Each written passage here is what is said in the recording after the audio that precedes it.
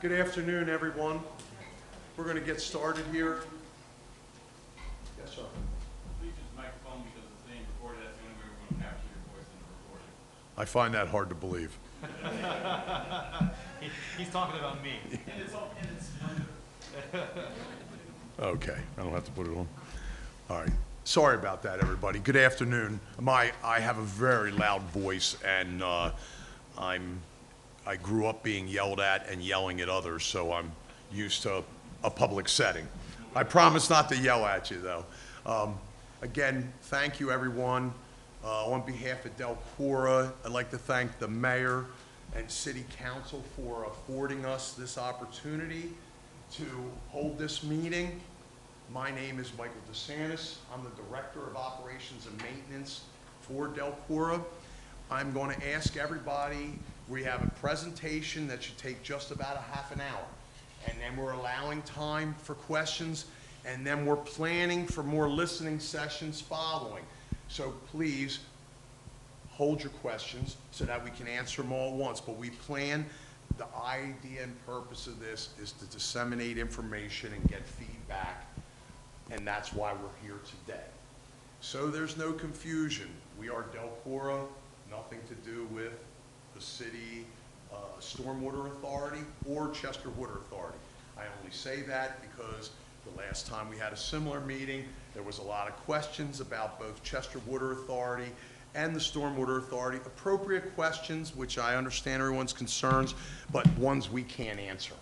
So with that, I'm going to preface this. We're here to give the public information on the long-term control plan that DELCORA has submitted to United States Environmental Protection Agency, Department of Justice, and the Pennsylvania Department of Environmental Protection. We have been working with them back and forth in a manner to come to a plan that we fully expect will be approved. That said, what this plan is not is as follows. One, we're not asking the city to make any changes whatsoever in sewage facility planning, which was the big ask last time. We were here for what was called a 537 plan. 537 is the state's naming of the law where municipalities have to do their sewage planning. We're not here for any change in 537 because there's no change in planning. Also, we're really here, we're not getting out of Philadelphia. Since we proposed the original plan, Philadelphia drastically changed how they calculate Delaware County's portion of paying towards the Philadelphia long-term control plan. The reason why that is so, that we contribute, is the whole eastern part of the county mainly goes to Philadelphia for their final sewage disposal. But also, having excessive I&I, which we have in certain areas in Delaware County, and everyone has it. This is not something just specific to Delaware County, but because of the inflow and infiltration with our combined sewer system, those flows have an impact here in Chester, and they prevent us from bringing in outside flow as well. So it is a program that is, the cost of it will be shared by the entire county, not just the residents of one specific area. Everybody who is part of DELCORA will share in this cost because everyone who's part of DELCORA benefits from this. So we're not asking for, there's no big drastic changes. This is now the mechanics of how we're trying to clean up the stream. Specifically, we're going to focus on Ridley Creek and Chester Creek. And I'll quickly tell you why not the Delaware River. Okay, yeah, thank you. The Delaware River, so Philadelphia is also in the same boat as DELCORA. They have a long-term control plan. We have 25 combined sewer overflows. They are 25 distinct points on the Delaware River, the Chester Creek, or the Ridley Creek, where when we get really any kind of rainfall over a very light shower, we're going to have a discharge that is a combination of both storm water and wastewater. Now, this was the design hundreds of years ago because it was the standard. Any older urban areas have combined sewers. Just around here, Norristown has a little tiny bit, so does Bridgeport, of course, Philadelphia, Chester, any of your older urban areas, because it was the standard and design of engineering. So the reason why we're focusing on the Ridley and Chester creeks is as follows. Philadelphia has one discharge point on the Cobbs Creek, and that discharges eventually goes into the Darby Creek. That one discharge of Philadelphia discharges more gallons of combined sewer than the entire DELCORA system, 25 added together. So we have successfully argued with DEP and EPA that it didn't make sense for us to put a lot of focus on the Delaware River while Philadelphia is still sending all that bacteria into the river. So we're focusing on the two streams that basically bisect the city here, the Ridley Creek and the Chester Creek. And that would have the most impact on our community here. This is the DELCORA facility, basically at the bottom of Booth Street and at the river. That is a older picture, as behind this large 175-foot diameter tank, there's now another 175-foot diameter tank, and part of that is the work that we've been doing, preparing for the increased flow that we're going to handle during wet weather. Right now, during wet weather, the DELCORA facility, Western Regional, is designed for 50 million gallons a day. We regularly see well over 110 million during significant rain events, and our plan moving forward is to operate during rain events at 122 million gallons a day. So some of these improvements that have been done over the years are in preparation for us to be prepared for the final implementation of the plan. And when I say final, it's really not final. Ladies and gentlemen, this is going to be an ongoing process for a number of years. It already started in 2015. This current planning phase takes us out to 2035, and then it's going to continue. It isn't going to end. So what we're talking about now is the foreseeable future. So there are still more things to come. Okay, here's what we have. At each one of these discharges, we have a sign.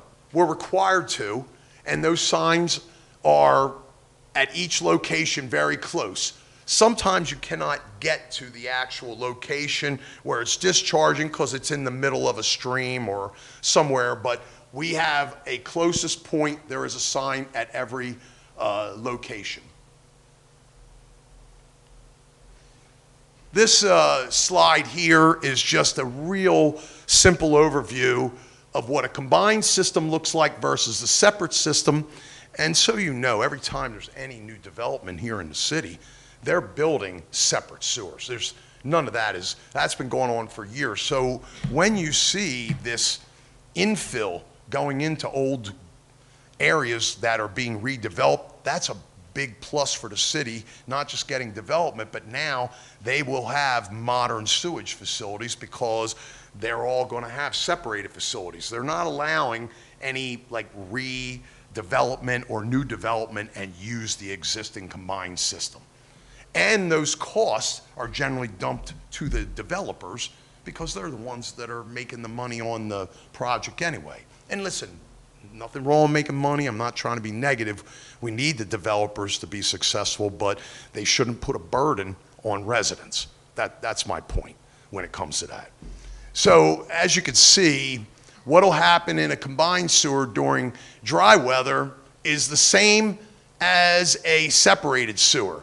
You can see what the big difference is, that sewage and stormwater on the left is one pipe, and on the right it's separate. And you can see there on the left, there's a little bit of a dam or a baffle, and basically what that allows is, in the most limited of rain events, the water stays on in this particular picture. In the most limited of rain events, the water would stay on the left side of that dam and still go to the wastewater treatment plant. But when there's enough rain, it goes over the baffle and into the receiving water. And that's what it looks like. So I just switched from dry weather to wet weather. And in wet weather, the separate system operates separately, but in the combined system, which we have a significant amount of in Chester, I believe, Charlie, one of the slides even delineates, there is a further slide. So some of your neighborhoods have already been separated. As I said, when we do new construction here, whether it's DELCORA doing it or private entities, they are forced to separate. We even had PennDOT do separation when they did the ramps here coming off of Commodore Barry, and also when they did some work up on the bridge, which bridge? Providence Road? Yeah, Providence Road, yeah. So there's areas, so even we make the state separate it too. So no one gets out of this, everybody has to. But it's DELCORA's responsibility to make sure it happens, because we're the ones who are in charge and responsible for the collection system for wastewater. I think this is my last slide. So now you're going to get all the real technical stuff. Basically, I had noted it's pending approval from the United States EPA, and that includes, there's three parties on the other side of this: EPA, DEP, and the Department of Justice. So we need, but basically, EPA is the lead technical agency. So if EPA is okay, it's going to go through fine with the Justice Department and with DEP. The most recent submission was in December, so we're talking about something very recent. And, you know, again, I'm thanking the mayor and council for this opportunity. We had planned this for a few weeks ago, but snowstorms and bad weather pushed us out here. So, again, that link up there, you'll be able to find the actual plan, and we have papers that'll give you that link. You don't have to write that down. There's a lot of stuff outside for more information. If you didn't get a chance to grab it before you came in, please do so. We're here for your feedback. We're not here to brush you off and not listen to what you have to say. We want to know what you think, and hopefully we can answer your questions. And if we can't answer them today at the end of the session, we will follow up and get you an answer.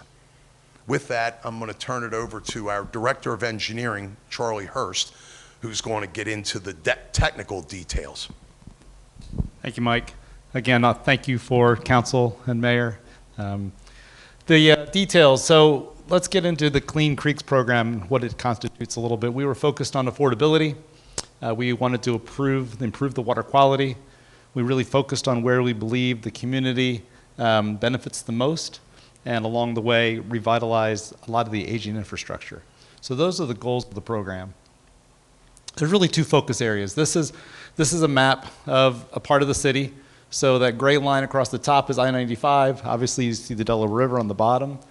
There's a vertical line over here towards the left. That's the Commodore Barry Bridge, 322. So just to get you oriented, on the far right is the Ridley Creek over by the casino. And of course, right in the middle is the Chester Creek, which is kind of where we're sitting right now.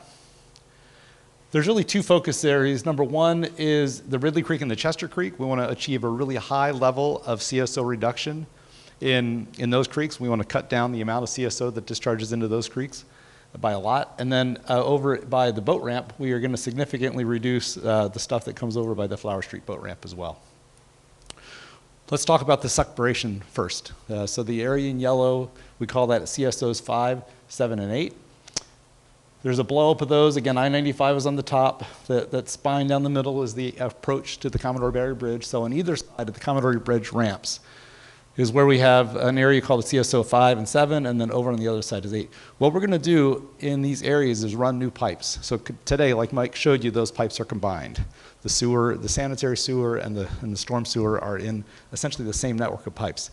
What's unique about these areas is that they have a lot of infill in them that has been done over the last couple of decades. And every time there's a couple blocks of infill that's been built, that comes back with separated sewer systems. So because of the nature of this area, we're able to do a lot of separation and run really not that many pipes. It's not like we have to go down every street. We have just a fraction of the streets really we have to go down. So what will that look like? We've already done a job on Townsend Street. So you can go from 291 up to 3rd Street. There's been 3 blocks there, 2 blocks worth of separation work. This is photos from that job. Essentially, we're running new pipes. Some of them are big because they're storm pipes. Some of them are small because they're sanitary pipes. It depends on where it is. We're being very strategic to run as few pipes as we can. We're going in with every manhole and every stick of pipe and figuring out whether it can be used for storm or sanitary. But the goal is to the goal we're trying to accomplish is to take that separated sewer system, or to combine sewer system, and make it separated. Along the way, of course, we'll repair everything as we go, as we come back out. New paving, new sidewalks, new blacktop, new access ramps. This little thing in the foreground here is new ADA ramps. Every intersection that we touch, we'll go back with proper curbs and ADA ramps, meet modern standards. So that is the separation work in 5 and 7. Those will be the first project that we start. Early in 2027 through 2028, we'll be hitting 5 and 7.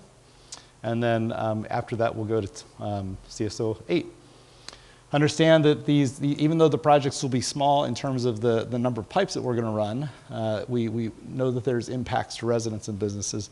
We want to mitigate those impacts. Have it a couple different ways we can do that.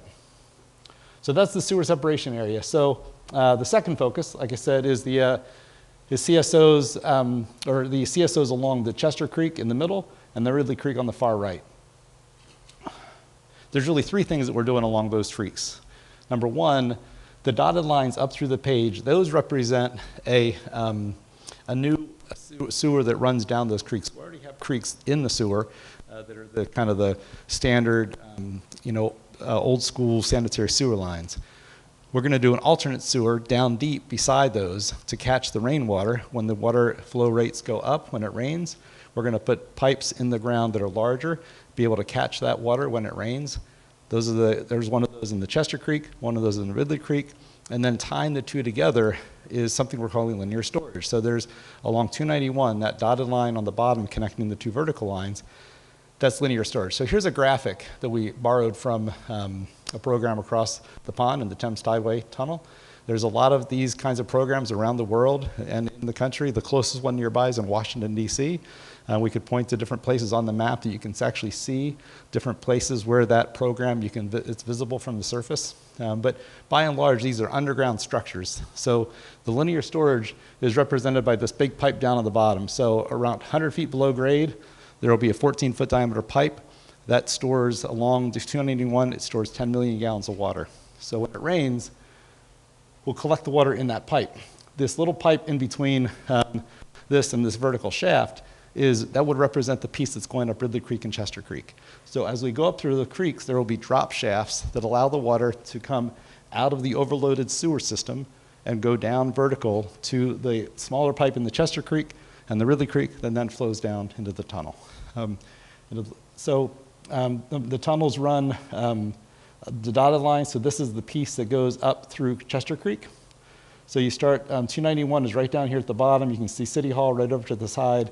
So these dots represent preliminary locations where we are expecting to drop shafts. They'll move around a little bit as final design goes through. This is about a 10% design. So that little line that was on that graphic represents the dotted line, going from shaft to shaft to shaft. The important thing is that those dotted lines are constructed through tunneling technology. They're called microtunnels. We are not going to open up the street. We're not digging a hole, no trenching to put those pipes in. Those will be done trenchlessly through tunneling. The dots represent shaft locations where that'll come up to the surface, either for construction or for a place where we need the CSO water to get down into that microtunnel. And then as it flows down through that dotted line, then it goes to the linear storage along 291. So that is the Chester Creek conveyance. There will be a similar one over on the Ridley Creek. We'll do that one later. We're going to start with the Chester Creek one first because it has the greatest benefit. The benefit is pretty dramatic. So these bars, each one of these bars represents a CSO along the Chester Creek. The height of the bar represents how often that discharge occurs at that location. So 14th and Crozier, up by the hospital, right above I-95, that happens over 50 times a year. And then you can see the heights of the bars on the other locations. So as we run these new sewer lines, we are going to take those big bars and bring them down to an average of 6 per year. So instead of 50, 30, 40 times a year, we're going to take each one down to 6 times a year. The same is true on the Ridley Creek. So on the other side of town, the biggest one over there is the Sun Drive in Hancock, right as you kind of come around the bend, as you leave town. That one happens over 70 times a year right now. So when we're done, again, also on this creek, an average of 6 times a year. So dramatic reduction in the overflow frequency of the CSOs on those creeks. So that's the program. The scope of the program, high level. Again, listening sessions happen to talk more details if you want them. We should talk cost. The estimated cost of the entire program is $300 million. That's shared amongst all the DELCORA customers based on flow distribution, based on how much flow comes in. Currently, just as a point of reference, the city of Chester residents represent 6.3% of the overall flow on an EDU basis. So why are we doing this? Why share the cost among all the DELCORA customers? The reason is this. So we talked about the difference between a separated sewer and a combined sewer. The combined sewers live in Chester. In fact, only a piece of Chester is combined. If you look at the map, you can see Chester down by the river. So obviously this overall map is Delaware County. The shaded area down on the bottom within the city of Chester, those are the combined sewer areas.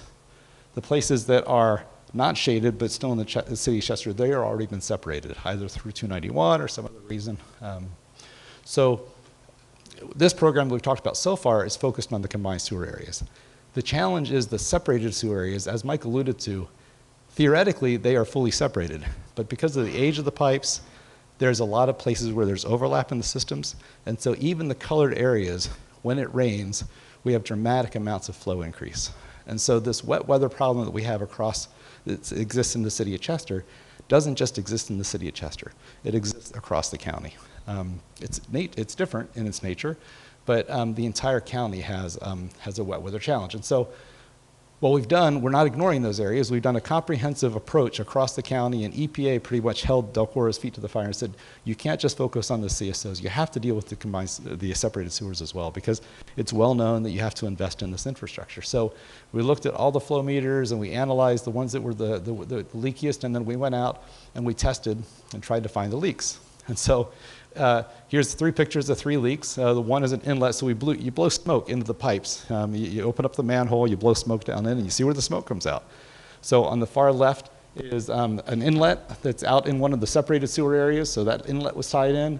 The middle one is a clean out in the low point of a sidewalk, so that's like a funnel. When it rains, that water goes straight down into the sewer system. And on the far right, there's a clean out back by a wall. Each one of these are just 3 examples of hundreds and hundreds of small leaks, and it's death of 1,000 paper cuts, right? They all add up. The big ones, the inlets, they really add up. And so we've systematically gone through and spent millions a year already trying to address these issues that are out in the separated sewer areas. So what does a typical fix look like? So this is a clean out right behind the curb. You can see the little hole up on the left. You know, there's a water valve and a vent right beside each other, and you can see based on the hole, water goes down there when it rains. It's a funnel, right? So there was a broken line down below there. When we blew smoke, smoke came out of this, which told us there was a connection to the sewer line. So you start digging down in, this middle picture shows you there was actually 2 cleanouts side by side. As you dig down in, you find they're just crushed, right? So water goes down that little hole that you see, it's a little throat up there, the dark spot, goes down through, goes in these leaks, and then on the far right, this is what it looks like when we repaired it. So put new P-traps down below, brought new riser pipes up, put new cleanouts on the top, We've done this kind of work on laterals, at the cleanouts, back in the laterals, a little further behind the curb. Out in the street, we have found repairs down in parks and low-lying areas where you think it's just a depressed area, but you look a little closer and there's actually a hole in the ground and smoke blows out of that, and there's massive holes in several parks. So we've been fixing those spots as we go, and we'll continue to do that. So county-wide, there is a wet weather issue that we are trying to address along with the long-term control plan. And EPA and PAYDEP, it's not an option. They're making us do that. They're saying you must deal with this. So let's talk schedule. The timeline is captured. This is a really broad timeline. So on the far left-hand side is 2015. We are doing this because in 2015 we were handed a consent decree by EPA, Department of Justice, and PADEP. We started working away more actively. We had been doing some of the stuff in the CSOs before that, but in 2015 we started doing projects. And we've been doing projects for the last 11 years.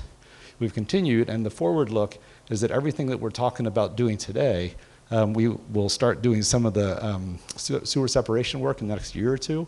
We will start the design and the land acquisition for the other parts of the projects very soon. And so what we committed to EPA and PAYDEP is that if we get approval on this plan, we will finish all of the linear storage and all the work along the creeks by 2035. So that is, that's the schedule, and that's the program. We put out this ad.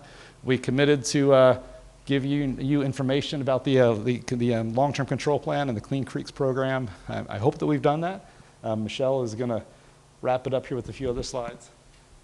Michelle Jackson, Community Coordinator. Morning, everybody. Michelle Jackson, Community Engagement Outreach Coordinator for DELCORA. And in order to make sure that our residents and our authority figures and our municipality members understand the details of this program, we'll be hosting a series of listening sessions over at DELCORA's admin building. You can schedule with me directly, and you're free to bring anyone who are residents or people who are concerned about this program and have additional questions. We also have been offering tours of DELCORA's wastewater treatment facility down at First and Booth, and you can contact me at that information right up there. We also have it on the back of all the flyers for today's event, so you can also schedule private tours, or they're public tours, but we can tour with anyone who's interested in learning more about how we process wastewater, and of course answer any additional questions there. This QR code, which is also on the back of your flyer, you can scan that and it'll have all of our contact information, all of my personal contact information with the job, as far as cell phone numbers, email addresses, as well as all of our social media contacts. This QR code will also give you access to our DELCORA's website, which you'll be able to, all of these documents will be located there as soon as we finish here. Does anyone have any additional questions that we need to answer before we leave today? I wanted to clarify. Sure. The money. We talked about a budget of $300 million out over the course of this program. So we're talking about now 2035. So the first thing you may think of is, oh no, what are my rates? What's going to happen with my rates? Now, our board of directors, we happen to have two members of our board here today, and they're sitting here in the audience, Ms. Jane Billings and Mr. Jim Kern. And so I'm not going to put them on the spot, but I know for sure that we've been talking, and we have a 5-year capital plan, and our budgeting, we're looking at 4 to 5% increases on an annual basis. No double digit. Now, I understand everybody here is on a limit. We all are. But we want you to know that we have a fiduciary responsibility as well, and we keep that in mind. Specifically, that's what our board of directors and our executive director do. But I wanted to bring that up because it's a natural question that follows the budget that Charlie shared with everybody. Thank you. Sorry. Yeah, no worries. No worries, but definitely for the upcoming listening sessions, any additional questions that you have about budgets, about cost increases, how they're being distributed, as well as what the construction could look like in your neighborhoods, what the reconstructions are going to look like, and above will also be answered. Question? You had mentioned infill. Let me make sure you're talking about infill how I understand it. You got a block, there's an available plot to build a home or put a manufactured home, and they need to connect to utilities. I think you said that many of the streets in the area you were showing, we know we can't connect to a combined system, but they're already separated? They are. Yep, so let me go back to that slide. There are several blocks, and you can kind of jump, they sort of jump out at you a little bit once you know what you're looking for. Historically, oh, no, that's not the one I want. I want this. If only my pointer worked. So you can see at the letters CSO number 8, directly above the letter S, there's a street that goes up and kind of hooks around. That entire neighborhood is separated, and it was when it was built back in. So we don't have to, as part of this partial sewer separation, we don't have to go into that neighborhood. Those lines already come to the edge of that neighborhood, already separated. Same with, if you go to, again, CSO, the letter CSO, catty corner down and to the left, there's like a 2-block wide by 3-block tall, directly adjacent to the bridge. That whole neighborhood is separated. Same is true over on the other side of the bridge. If you, CSO 7, directly 2 blocks below the number 7, you can see a bunch of brown roofs.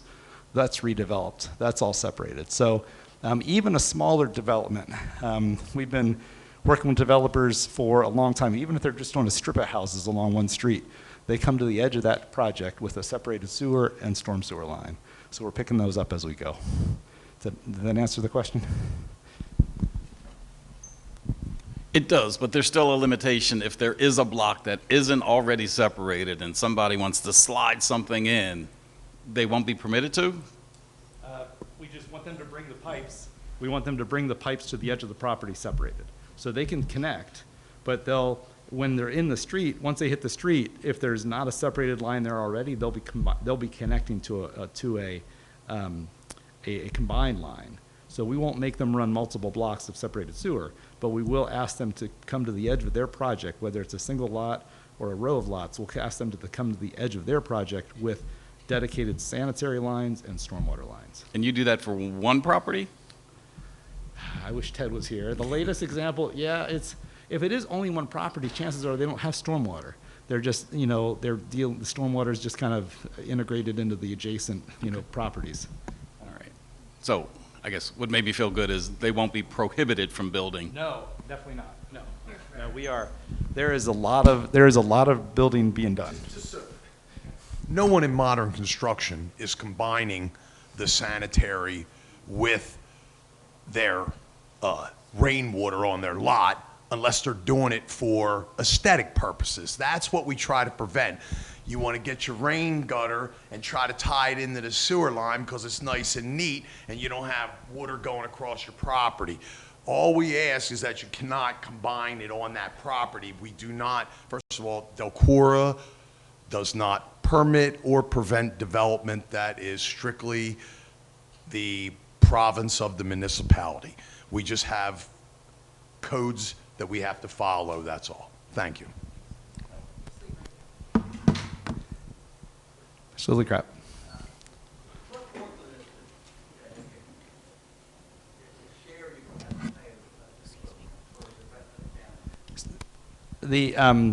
At the moment, or let me go back to that. So it's on a flow basis.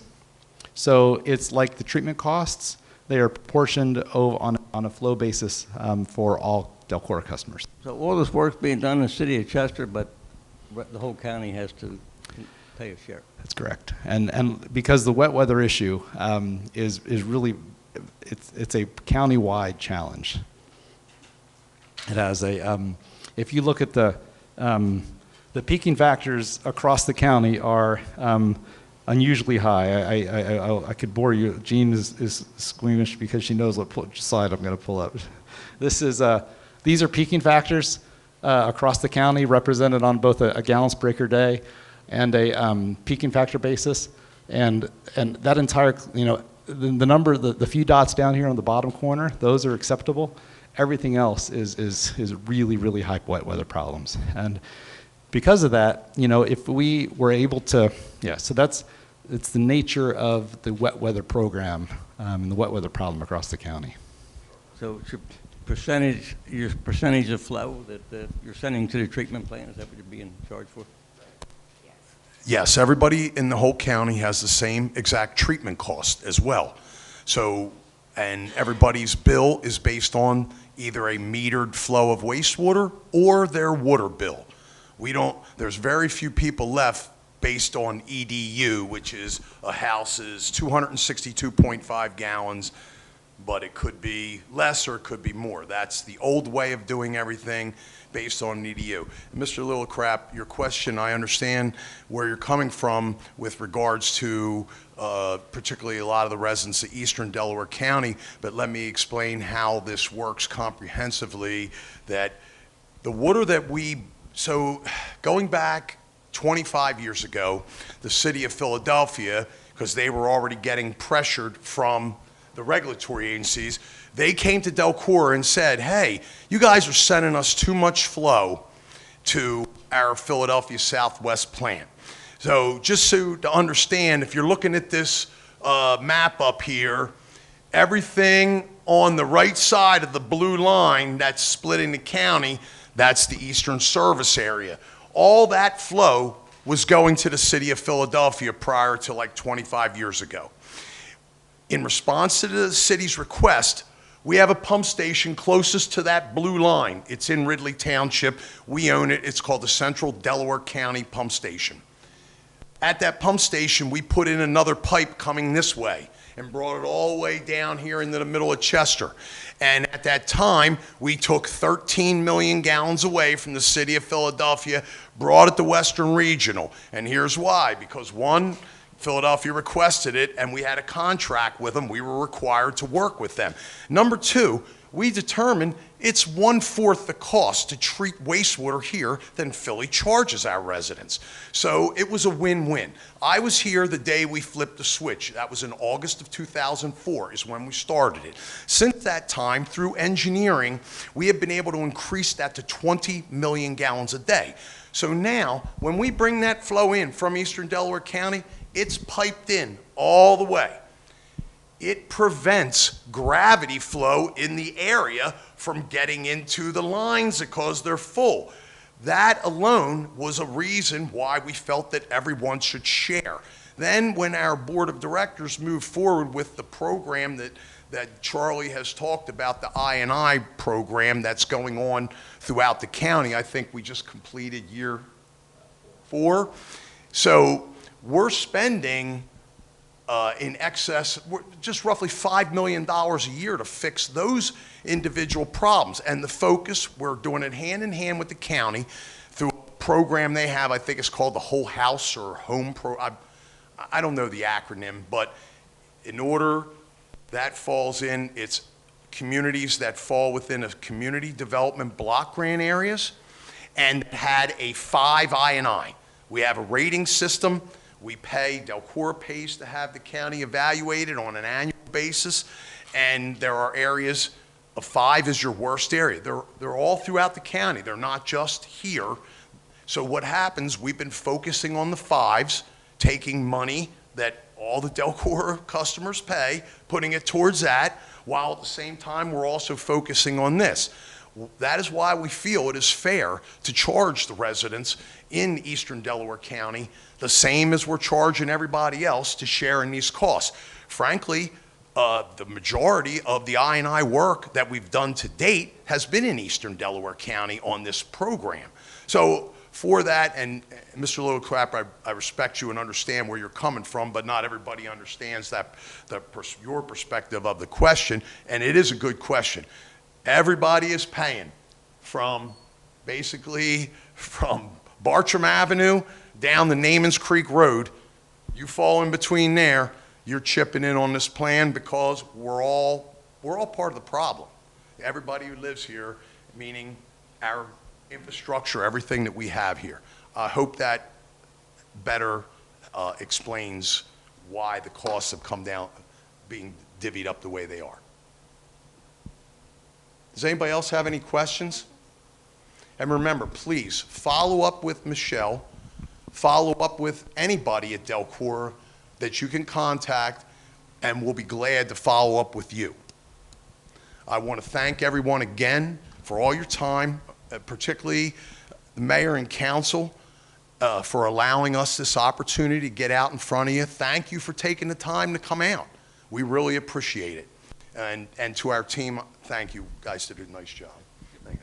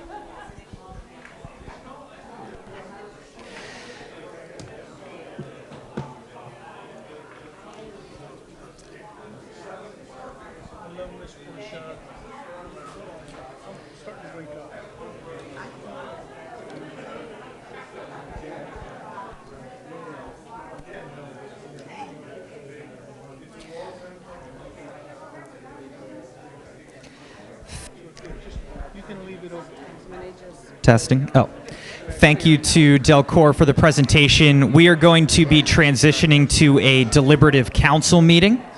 So the public is obviously welcome to stay for that. But if you do not want to stay, you can continue conversations outside. Thank you.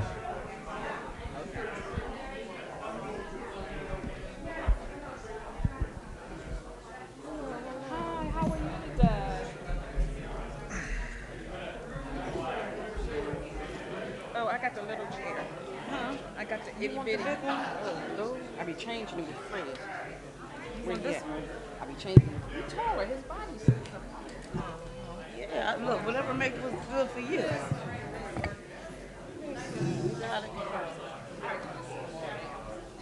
Oh. I'm making it more difficult. Hey.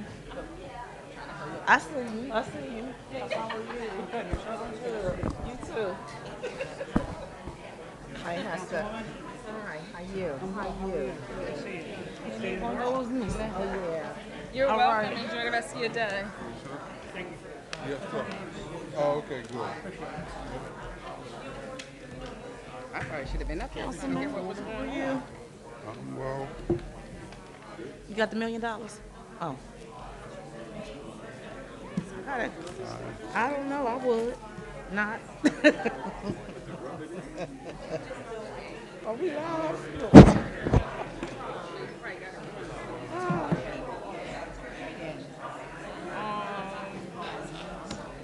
Mayor. Mayor?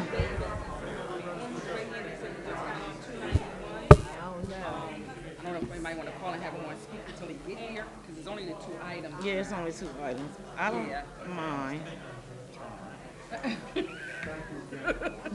You picked up and turn around. Yeah. Good seeing you, Mike. Good seeing you. I feel pretty good. How about yourself? We only got 2 items on. Look at him. Look at him, man. He's looking like $1 million. I don't know what you feel like, but you look great. All right. Okay. Okay. All right. So yeah, just stay on the line. All right. Oh, okay. He's online. Yeah, he on there. Oh, on the phone. On the I didn't phone. even recognize him when he walked up on me. I had to look him right in the face. I was like, oh my God, that's Michael. He's about to retire. Probably Joy. It's a secret, but it's Look for the new one. real. That's, oh, yeah, they should have swapped you out. This probably need to go downstairs. This was probably from when they did the pension board meetings up here. I was more surprised than anything. It's Where they take it downstairs. it's gonna be great. It's wonderful.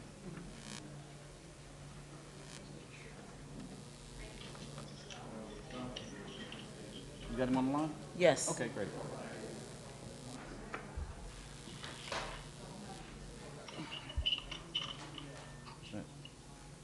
All right, looks like we're live. You ready to go? Mute his phone.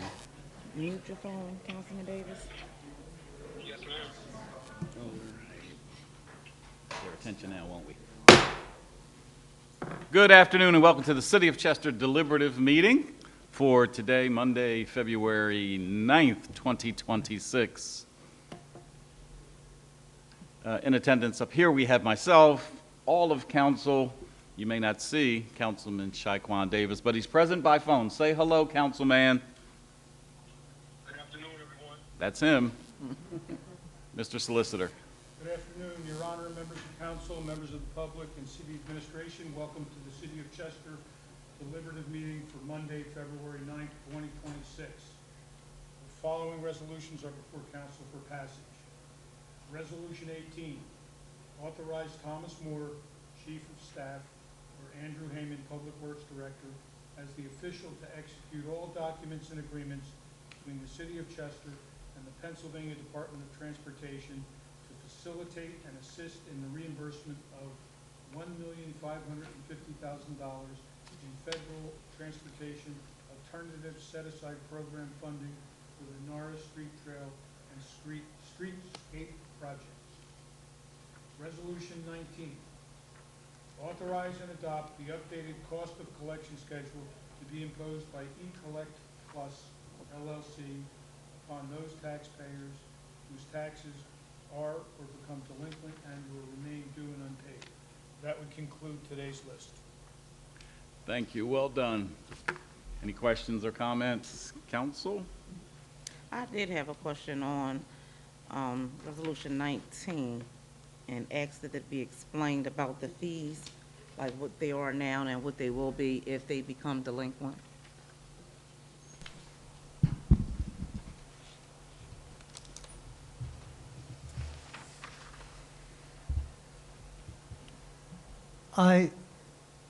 Rich Trotman, CFO for the city. I will get into your hands the before comparative, so you'll have that. Essentially, the fees have not been increased for a substantial number of years. This generally reflects costs of doing business, and there was one fee that was held consistent, which was the last fee on the list. Otherwise, they generally have changed to reflect increased costs. So you're going to present the before and then the after. Yeah, I'll send it to you. I thought about that on the way up, that you probably haven't seen it before. So it's in the code book, but I'll get you the sheet that has some comments on it, and you'll see the before and after. So you can give us a quick example. So if someone goes into collections, there's a fee, there's Yeah. a list of fees. Give us an example of what these fees are. So they're designed for progressive discipline, if you will, that fees are increased as additional work is required to collect. So the initial starting point is a letter that would have been mailed out. It was $20, it's going to $30. That would be the step that every delinquent letter gets sent out, would be an additional fee that would be added to the cost to be paid by the owner. At that point in time, if they make payment or make a payment plan, there's no additional costs. But if they don't comply and they continue to stack, especially if they're stacking multiple years, then the fees progress, and then you'll get additional legally required letters with additional options to create a payment plan or get it paid. That's good. Question, shouldn't this be in the ordinance that these changes are going to take place? Well, this will be a resolution because the structure was to extract out of the ordinances because they require more complexity to continue to change. The contemplation was throughout the city, and it's a trend throughout municipal governments, to get it out of the individual ordinances and put all the fees into one section by resolution, so that then they can be more readily addressed, more readily digested, found, be able to work with.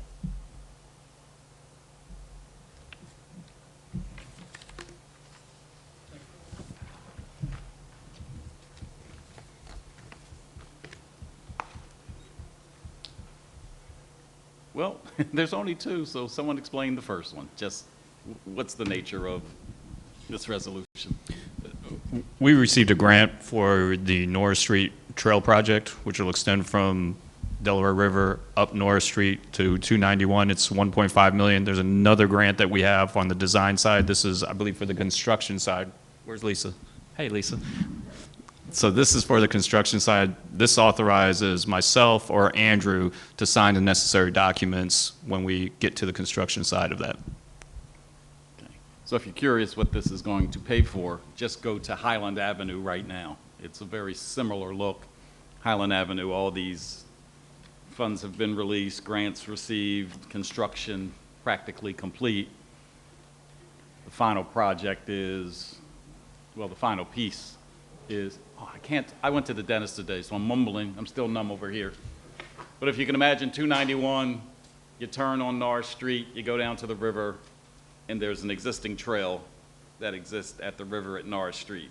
You hop on that trail, you go all the way past the stadium, past the Wharf building to Highland Avenue, and then you pick up the trail from there. The Highland Avenue piece is just finishing up right now with paved streets, a new sidewalk. You absolutely should go down there. It looks great.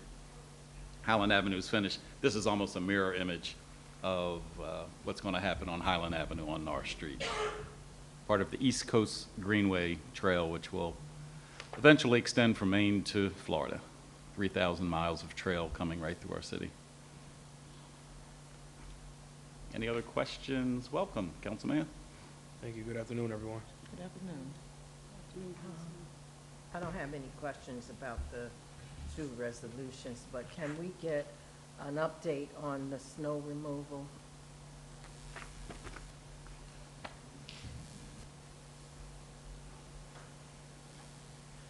Good afternoon. I almost said morning, Council Mayor. Thank you for calling me up, Councilwoman. So we're still removing snow piles when and where able. Staff today are mostly in Nova Vista. It's a slower process. We have a limited amount of equipment, so we're not doing snow removal at the same rate that we were last week or during the storm, at least last week primarily, obviously, and not a plowing operation anymore. It's a little warmer out there right now. That snow is melting on the street, which is nice, but that does mean tonight that the temperature can drop again, so I would definitely encourage residents, if anybody's watching, or hearing, and certainly council members, mayor, if you hear from anybody, I would expect icy conditions again tonight, as we'll probably drop around that temperature at which salt is no longer effective.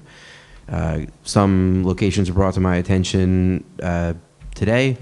We're even going to remove some of the piles of snow here in our lot at City Hall around the entrances, which are, can make it hard to turn into the lot. Like I said, we've been mostly focusing in Nova Vista. A couple other locations, I'm aware of a couple funerals, unfortunately, going on here in the community, and so some of the parking spaces along roads, when cars move, we try to get to them, but unfortunately, a lot of people are kind of snowed in, and it can be hard even if they aren't snowed in, if they've dug out their car and they moved the vehicle, and now they're moving the vehicle back. If there are cars located along a street, we kind of can't get in and remove much of that snow, and obviously we're not getting a ton of help from the weather. So we get those locations sometimes as they come up. Around the churches, though, there's not parking there on a normal basis, so when, I ride through and I see, around the churches that there's snow and it makes it difficult for parking, and we do have a number of services happening this week. Yeah. And I was wondering if we couldn't get someone now, since the snow is melting, and we could salt and loosen up some of that snow. And then also what really concerns me too is that when people are turning out of a street, there's a mound of snow on the side of them, and sometimes it makes it hard for people to turn, you know. Yeah. And I would hate to see someone get hurt, you know, because of those piles of snow in the streets. Absolutely, Councilwoman, and it's something we're going to keep working on. Unfortunately, a lot of these intersections have those, as you mentioned, and so, you know, you know, there's right now we're sort of getting to things as we're able to, and trying to focus on one area at a time to move through the city and remove this stuff. But absolutely, there are some problematic locations. If you see one, and Councilwoman, you've reported some to me, so thank you for doing that. If you see some, please report them to me. If there's a big pile and you realize, hey, look, this is, you know, a hazard. If we haven't gotten to it yet, let me know. And worst case, I'll let you know, hey, we're getting to it, and here's the timeline if we can't do it right away. But we're going to get to anywhere that we can. Will we be able to get to those churches I mentioned today? We're doing everything we can. Everything we can. So, I feel confident, yes. No problem. Any other questions from Council, Mayor? Okay, thank you.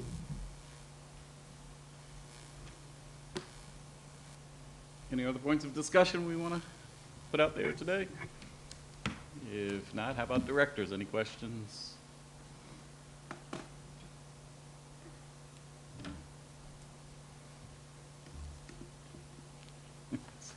Okay, go ahead.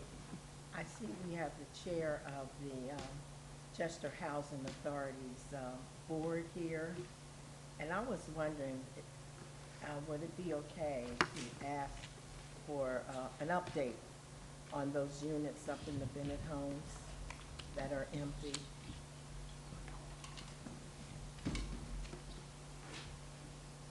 Do us a favor before you start, is to introduce yourself. My name is Alethea Freeman. I'm the board chair for Chester Housing Authority.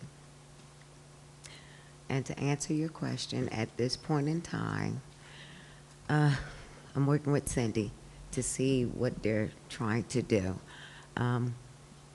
What I would like for them to do is to tear all of them down and restart. But of course, that's more costly. So we're trying to see who has a better deal, you know. So right now, we're just working on it. So no end in sight. Mm-mm. Any And other I questions? agree with you, they should have been torn down when they did the William Penn, Mhm. McCafferty Village. Fairgrounds. And Chatham Estates. Mhm. Because there were problems there way back when. Yeah. But the residents didn't want to move Mm-hmm. so that they could. So now here we are. Yes. And as you know, it's years of problems. And a lot of the residents, they don't report when they have a problem. So then that problem turns into a great big problem. Like you don't report when you have a leak. So then that leak has rotted the ceiling. Now it's going down into the kitchen or, you know, wherever else is going in the building. And that's the problem that they're having. You know, you don't report when you have an issue in your unit. And a lot of the units that are open, they need a lot of work done to them. It's my understanding that maybe persons or someone has gone in, perpetrators I'll call them, gone into those units and taken out the piping and things like that, copper. My understanding. Well, I know I had reported back to Cindy that there were people staying in them, you know, or teenagers going in there doing whatever they're doing. And that's when she took and had the police go through and check what was going on. Because that was reported to me a lot of times. You know, the teenagers, or I'm not even going to say homeless. It was mainly teenagers going in there, tearing down, having access to the units. but I don't know anything about them taking anything out. That wasn't reported to me. And I guess people are concerned because there's a shortage in affordable housing, and when we ride past, we see those units empty, you know, so people, you know, they asked all of us up here, you know, about what's going on, so I hope you don't mind me putting you on the spot today. No, I mean, Just wanted to give you an opportunity. yeah, you know, I don't mind. If I know the answer, I'll tell you. If I don't know the answer, I just say, I don't know it, but I'll get back with you. It is frustrating when you drive past and you see a lot of those units open, but they're still trying to get the grants and everything together, and the banks and everything together to handle those situations, you know. Like I said before, I would rather just tear them down and start all over, but it's very costly, Right. you know, and a lot of the units that are open, they have a lot of damage done to them. So they mainly have to do like a revamp of everything in there and get it squared away. Thank you. You're welcome. Anybody else? Okay. Can I say something now? You're there. No one has gotten my trash yet. Okay.